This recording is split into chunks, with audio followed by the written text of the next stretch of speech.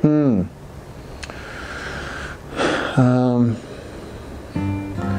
That's interesting. I mean,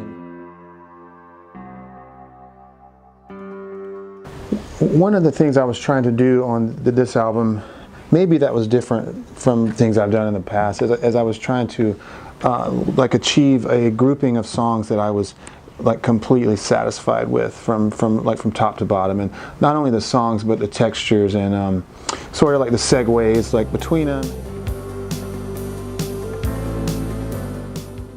Basically, the first time like that I've done an album that I'm, that's like that was my exact vision. So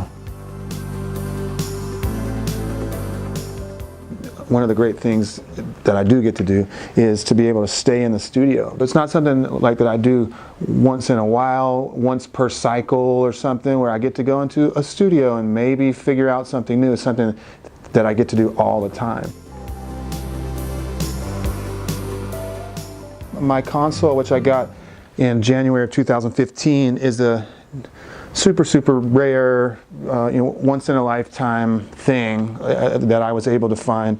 It's a huge console that was made for Pi Studios in London in 1977, and it's called a Kodak, and like they only made 6 of them. And like the fact that it's there in my basement is just, that's extraordinary.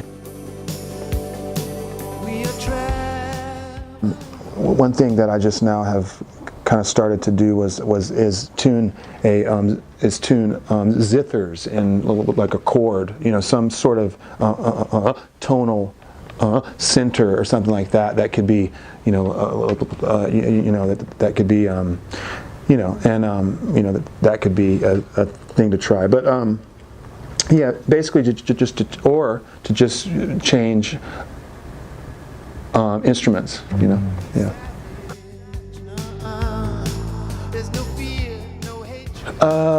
From a young age, yeah.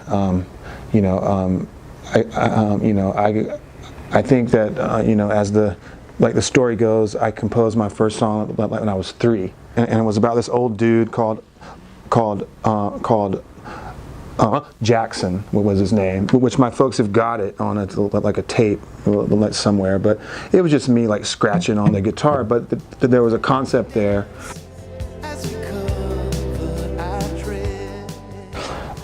I mean, I would want to play with Coltrane in some sense. I mean, I'll play drums, not piano or anything.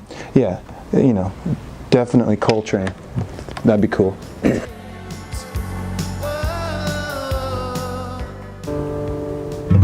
Desert Island Discs. I mean, probably something from Cohen, something from Leonard.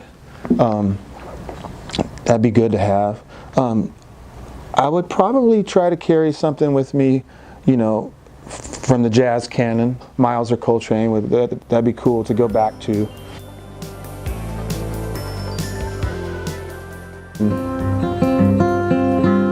I kind of wish, I guess I wish that someone would have just said,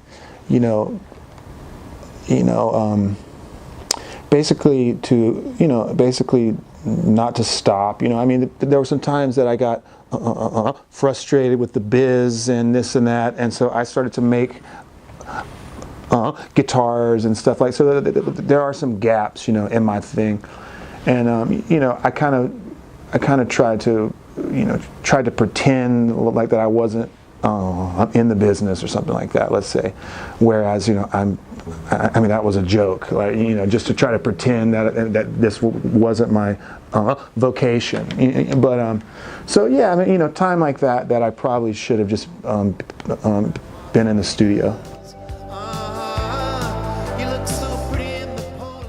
The best advice is definitely to keep your hands on like the real stuff, like the real guitars, the real synthesizers, the real tape machines, if that's your thing. The microphones being real, like the gear being real,